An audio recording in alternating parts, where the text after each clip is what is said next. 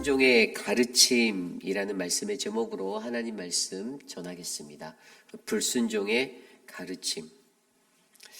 신명기 28장엔 믿음의 백성들이 하나님의 약속의 땅 가나안에 들어서게 될 때 그들에게는 늘 축복과 또 저주라는 이 두 가지 안에서 우리가 선택을 하게 될 것인데, 그것을 받기 위해서 나는 순종하는 사람이 될 것인가 아니면 불순종의 사람이 될 것인가라는 반드시 그 기로에 선다라는 것들을 다시 한번 온 이스라엘 백성들에게 각인시켜주고 있는 말씀입니다. 오늘 이 시대를 살아가는 우리 모두의 삶도요, 세상 속에서 우리는 늘 그러한 선택의 갈림길에 놓여져 있습니다. 나는 하나님의 순종의 사람이 될 것인가, 아니면 불순종의 길을 걸어 그냥 그 저주의 것들을 맞이하는 그러한 인생이 될 것인가. 오늘 이 시대를 살아가는 우리 안에서 우리가 선택해야 하는 것은 오직 하나님이고 그분의 말씀이고, 우리가 그 생명의 길을 걸어야만 우리는 하나님께서 보여주시고 약속하신 그 모든 축복의 길들을 우리는 걷게 될 줄 믿습니다. 그래서 오늘 말씀을 통해서요, 우리가 그저께 주일 말씀을 통해서 살펴보았던 저주의 그 악담과도 같은 저주의 이야기들, 그런데 그 이야기의 것들을 계속해서 들으며 오늘 우리는 그들이 불순종하게 될 때 얻게 되는 그 결과물로서의 그 가르침을 함께 말씀 안에서 묵상해 보고자 합니다. 오늘 우리는요, 그래서 그 두 가지 가르침을 함께 나눠보려 하는데요. 첫 번째로 불순종의 결과로서의 그 가르침, 불순종의 가르침은요, 첫 번째, 죄의 포로가 되어 죄의 노예가 되어야 한다라는 것입니다. 죄의 포로가 되어 죄의 노예가 된다. 다른 말로 하면 이것은 무익함의 저주를 받게 되는 것을 설명하는 거예요. 오늘 말씀 36절 말씀에 이렇게 나와 있습니다. 여호와께서 너와 내가 세울 내 임금을 너와 내 조상들이 알지 못하던 나라로 끌어가시리니 내가 거기서 목석으로 만든 다른 신들을 섬길 것이며. 아멘. 한 나라에 있어서 가장 불명예스러운 것은요, 다른 나라에게 점령당하여 포로가 되는 삶입니다. 우리나라에도 그러한 역사적 비극이 있습니다. 저희 나라도 일제치하에서 겪었던 그러한 고통의 시간이 있어요. 나라를 뺏기게 된다라는 것은 그 나라의 주권을 상실한 것이고요. 그 나라의 땅이 있다 할지라도 그 나라가 자신의 원하는 그 국가의 뜻대로 움직이는 것이 아니라 다른 사람들, 그 더 강력한 힘을 가진 사람들에 의해서 지배당하고 종속된다는 것이 그들의 단점입니다. 그런데 여러분, 믿는 이들에게도요, 그러한 고통이 찾아올 수가 있어요. 그냥 우리가 물리적으로 바라보는 나라의 뺏김으로 이 이야기들을 바라볼 수 있지만, 이것을 영적으로 생각해 보면 이것은 우리가 갖고 있는, 우리가 누려야 할 하나님 백성으로서의 모든 주권이 바로 사단의 권세 아래 죄 가운데 거하며 종속되어지는 그러한 연약하고 불완전한 삶들을 우리에게 알게 해줍니다. 이스라엘 백성들이 하나님의 말씀대로 살았을 때는 하나님의 선택받은 백성으로서의 그 모든 축복을 온전하게 누릴 수 있었지만, 그들이 하나님의 말씀을 떠나고 주의 길을 걸어가지 않고 불순종의 자리에 섰을 때는요, 그들은 포로의 인생을 살게 되었다라는 것입니다. 역사 속에서 그들은요, 고대 근동에 있었던 그 팔레스틴 주변의 강력한 그 국가들, 제국들에 의해서 많은 위협을 받게 되고요. 그 제국 외에도 수많았던 이방의 나라들이 그들을 괴롭히는 역사를 우리는 너무나도 잘 알고 있습니다. 애굽의 치하에 있었을 때 노예로 살았던 그런 종살이의 기억이 있음에도 불구하고 그 후에 아수르라는 아시리아의 그러한 500년 동안의 치하 가운데, 그 제국의 명성 가운데 그들은 또 고통받았고요. 아수르 다음에 바벨론의 치하에서 그들은 포로가 되어서 바벨론 포로기라는 70년의 시간을 그렇게 살게 되었습니다. 그 후에 찾아오는 헬라 제국, 페르시아 제국의 위협 속에 거하였고요. 또 오늘 말씀 속에서도 한 민족을 독수리가 날아오는 것 같이라고 표현된 마지막에 로마 제국에서의 핍박까지도 이미 그들의 역사 속에서는 계속되었다라는 것입니다. 이처럼 그들이요, 그러한 모습으로 살아갈 때 그들은요, 포로가 되어서 자신의 주권과 자신들의 것들을 놓치고 살아가게 되는 그러한 불행함을 겪게 되는데요. 오늘 말씀은 그것들을 어떻게 표현하냐면 무익함의 저주로서 표현합니다. 38절부터 44절까지 말씀에 보면요, 한 가지 패턴이 발견돼요. 그것은 내가 많은 종자를 들에 뿌릴지라도, 내가 뭐뭐할지라도 메뚜기가 먹음으로 거둘 것이 적을 것이며 뭐뭐할 것이다 라는 용법으로 사용되어지고 있습니다. 그러한 용법이 무려 5번이나 이 38절과 44절의 패턴으로 나오면서요, 그 뒤에도 내가 포도원을 심고 가꿀지라도 벌레가 먹음으로 포도를 따지 못할 것이다 라고 나오고요. 또 포도주를 마시지 못할 것이다 로 나오고요. 40절에도 보면 모든 경내에 감람나무가 있다 할지라도 그 열매가 떨어지기에 그 기름을 내 몸에 바르지 못할 것이다 라고 나옵니다. 4번째로 나오는 것도 내가 자녀를 낳을지라도 포로가 되므로 너와 함께 있지 못할 것이다. 그리고 44절에도 보면요, 내게 구워줄지라도 너는 그에게 구워주지 못할 것이다 라고 설명하고 있습니다. 여러분, 이 땅에서 우리는요, 하나님 앞에 노동으로 살아가야 하는 그러한 인생들이에요. 우리가 유익한 인생이 될 수 있는 것은 우리가 노동의 기쁨이 있는 것입니다.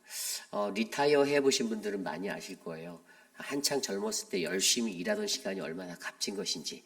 집에서 쉬려고 하면요, 온몸에 종기가 나는 것 같이 너무나도 고통스럽잖아요. 열심히 한평생의 일생을 사시던 분들, 그분들이 가지고 있는 노동의 기쁨을 잘 아는 거예요. 그런데 그들에게 이 죄로 말미암아 그들이 포로되어서 불순종하는 그 죄로 말미암아 그들이 겪게 되는 가장 큰 고통은 바로 이 무익함의 고통을 겪게 된다는 거예요. 내가 뭐뭐 할지라도 뭐뭐 하게 된다, 할 수 없는 그 자리에 서게 되는, 무익한 자리에 서게 되는 것, 오늘 그것들에 대해서 이야기하고 있는 것이죠. 예전에 그 존 파이퍼 목사님이 어떤 한 라디오 프로그램에서 한 청취자가 이런 질문을 그에게 던졌어요. 그 존 파이퍼 목사에게 이 땅에 존재하는 우리 인간이 노동은 인류에게 저주인가 축복인가를 질문하더라고요.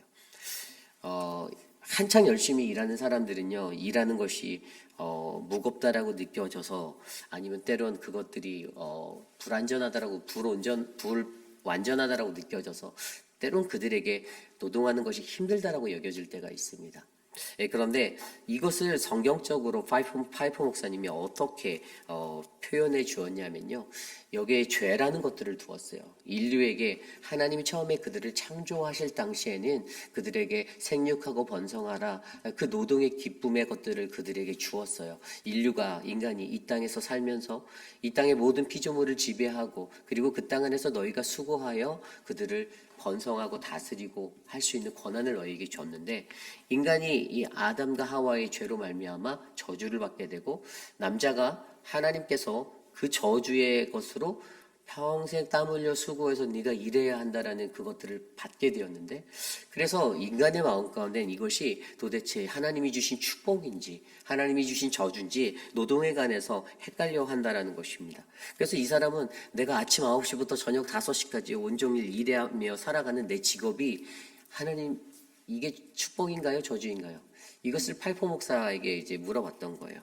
그래서 파이퍼 목사가 그것을 설명한 것이 좀 전에 설명한 대로 아담의 그 축복과 그 저주, 그러니까 인류의 이전의 죄에 빠지기 전의 모습의 축복, 거기에는 분명히 하나님이 우리에게 위탁하신 권한이 있고 권세가 있고 또 창조성이 담겨져 있고, 그 노동의 본질에는 그러한 것들이 담겨 있었는데, 인간이 범죄한 이 아담의 저주와 같은 이 죄로 받은 이 저주로 말미암아 죄에 대한 형벌을 부익하고 부담스럽고 실망스러운 것으로 여기게 만들었다라고 파이퍼 목사님이 설명하였다라는 것입니다. 그래서 여러분, 우리가 여기서 온전히 이해하는 성경적인 노동에 대한 가르침은요, 인간이 타락하기 이전과 이후의 것들을 온전하게 성경적으로 기억해서 노동을 포함한 모든 것은 저주 아래 있기는 하지만, 그러나 우리는 이 저주를 잘 감당하고 지날 때 온전한 하나님의 축복을 경험할 수 있는 은혜를 누린다는 사실을 기억해야 한다는 것입니다. 그래서 여러분, 여기에서 부어지는 이 무익함의 저주들, 아무리 이게 어제 그제 말씀에 나왔던 우리의 손에 있는 그 모든 것이 헛되게 되는 것이잖아요. 내 손으로 이루는 것이 감사가 되는 축복이 있는 반면에 우리가 불순종할 때는 우리의 손의 것들이 아무런 효과도 내지 못하는 무익한 것이 되는 것. 그런데 정말로 우리 인생이 그러한 것인가? 아니죠. 원래는 우리가 수고하고 애쓴 것은 반드시 열매 맺게 되어져 있고, 우리가 땀 흘리고 애쓴 것은 반드시 그 아름다운 결과를 맺게 되어져 있는데, 다만 우리가 하나님의 말씀대로 살아내지 못할 때, 오늘 말씀 45절에 나온 대로 내 하나님 여호와의 말씀을 청종하지 않고 그 명령의 규례대로 살지 못할 때, 이 모든 저주 가운데서 우리는 무익함의 저주를 맞이하게 될 것이고요. 결국에 그거로 말미암아 우리는 죄의 포로가 되고 죄의 노예가 되어 살아가는 인생이 될 거라는 것입니다. 그러므로 저와 여러분들에게 불순종의 결과의 그 가르침으로 전해주는 가장 첫 번째는요, 여러분, 죄를 피하셔야만 합니다. 죄를 끊어내십시오.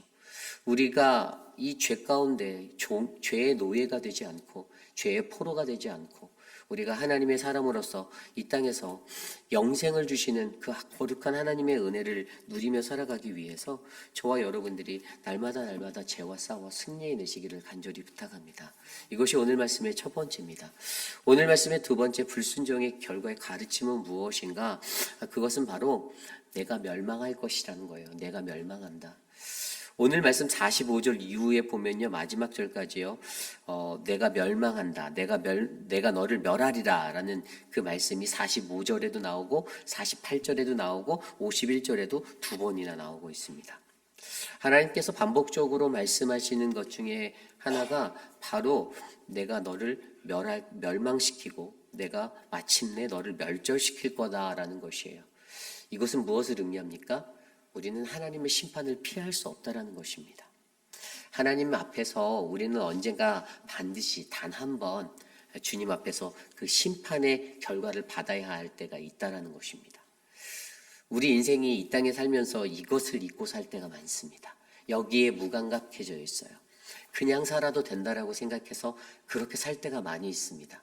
그런데 그렇지 않아요. 우리가 이것을 두렵게 여기지 않으면요, 우리는 죄에 대한 무감각성으로 날마다 죄의 덫에 빠지게 되는 거예요. 그런데 우리는 반드시 마침내 나를 멸할 거다라는 이 두려운 경각심을 갖고 죄의 심판에 반드시 올 거라는 그것을 우리가 인지하고 이 땅에서 살아간다라면 우리는 우리를 덮는 수많은 죄를 우리는 피할 수가 있다라는 것이죠. 그런데 이것을 조금 더 영적으로 생각해 보면, 여러분, 마침내 너를 멸하리라. 그것을 좀 더 잘 생각하면 영어 성경에 보면 이 단어가 어떻게 나오냐면, ESV 영어 성경에는요, You are destroyed 돼 있어. 내가 파괴된다는 건데, 내가 다른 것에 의해서 내가 파괴되는 거예요. 이게 어떤 걸 의미하면, 영적으로 어떤 걸 의미하냐면요, 예수를 온전히 믿는 순종의 사람들은요, 내 자아가 깨어지고 내 자아가 파괴된 인생이 되어야 한다는 거예요.